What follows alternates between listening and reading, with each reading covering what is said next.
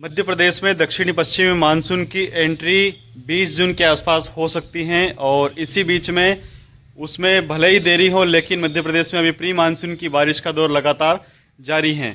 बुधवार को भी लगभग 35 से अधिक जिलों में मानसूनी बारिश, प्री मानसून की जो बारिश है उसका दौर देखने को मिला और मौसम कई स्थानों पर खराब रहा।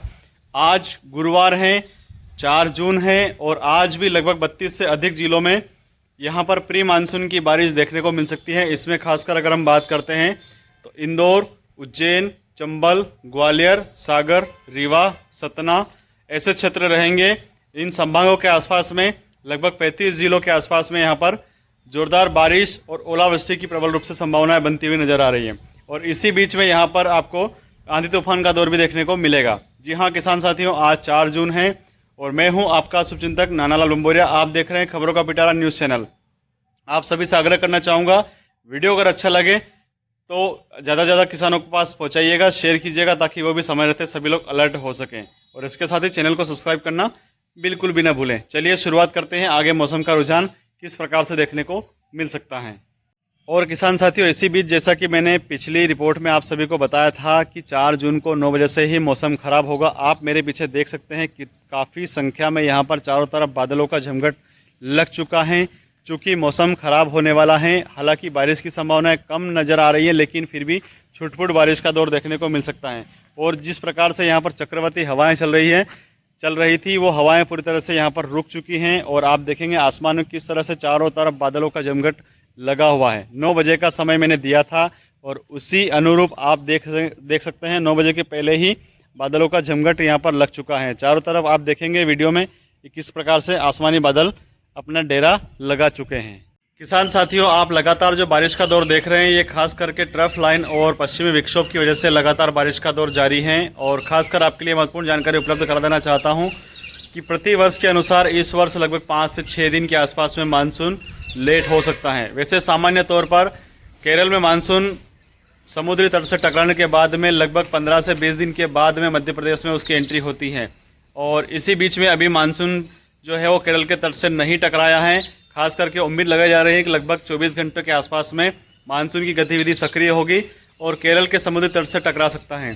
इसी बीच में मध्य प्रदेश में अगर मानसून की एंट्री की अगर हम बात करते हैं तो लगभग 20 जून के आसपास में मध्य प्रदेश में मानसून की एंट्री हो सकती है। और ख़ास करके 22 जून से 25 जून के आसपास में सोयाबीन, मक्का आदि फसलों की बोवनी जो है वो आप लोग आसानी से कर सकते हैं। खास करके एक और रिसर्च में पता चल रहा है कि मानसून की जो गतिविधि है इस बार रुक रुक कर चलने वाली है। यानी वहाँ से केरल से जो मानसून की एक्टिविटी प्रारंभ होगी वो कई स्थानों पर बीच में अटकती हुई नजर आएगी। खास करके खंडवा, बुरहानपुर, खरगोन ऐसे क्षेत्र रहेंगे जहाँ पर 2 से 3 दिन तक मानसून अटका हुआ रह सकता है। चूँकि इस बार खंड वर्षा के योग भी बन रहे हैं और नौतपा में बहुत ज़्यादा संख्या में गर्मी का दौर देखने को नहीं मिला था।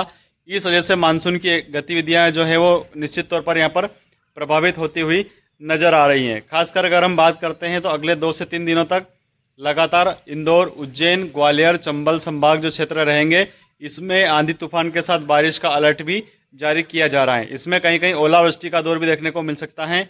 और इसी बीच में आंधी तूफान की वजह से कई स्थानों पर पेड़ धराशायी होते हुए भी आपको नजर आएंगे।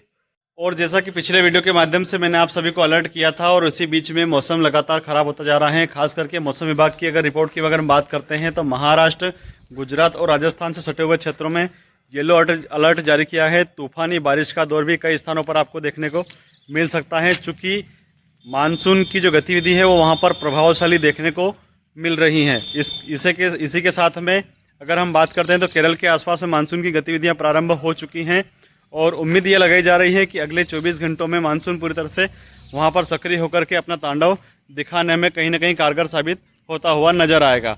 और ख़ास करके अगर हम बात करते हैं तो अभी दक्षिणी पश्चिमी हवाओं का दौर लगातार जारी है। ऐसे में पूर्वी और उत्तर की जो हवाएं हैं, इन दोनों की फाइटिंग लगभग सागर, चंबल, ग्वालियर, सतना, शिवपुरी ऐसे क्षेत्र में यहाँ पर देखने को मिल रही हैं।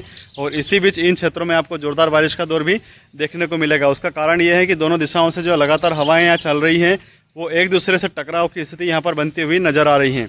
उसका जो मुख्य कारण है वो चक्रवात बनने की वजह से और पश्चिमी विक्षोभ और ट्रफ लाइन की वजह से ये स्थिति यहाँ पर बनती हुई नजर आ रही है। श्रीलंका के आसपास में जो यहाँ पर मानसून अटका हुआ था वह अब सक्रिय होकर के अब यहाँ पर तांडव करने के मूड में दिखाई दे रहा है। चूँकि उसका जो मुख्य कारण है, उसकी गतिविधियाँ जो है वो यहाँ पर प्रभावित हुई थी और उसकी वजह से खास करके अल नीनो के जो प्रभाव यहाँ पर देखने को मिले थे, उसकी वजह से कहीं ना कहीं उसमें रुकावट पैदा हो रही थी। अब उसका जो प्रभाव है वो धीरे धीरे परिवर्तन होता हुआ नज़र आ रहा है।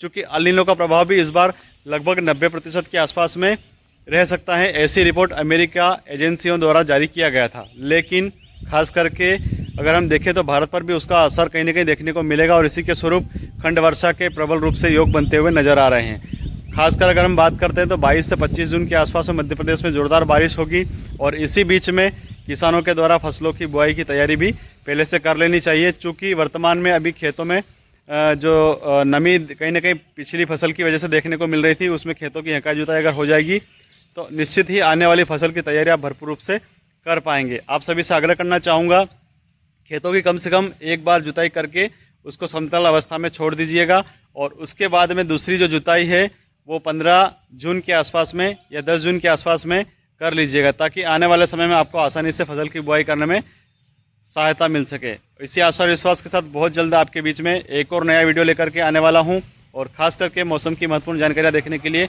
खबरों का पिटारा चैनल को सब्सक्राइब करना बिल्कुल भी ना भूलें। आपका शुभचिंतक नानालाल बंबोरिया, टीवी न्यूज़ रिपोर्टर।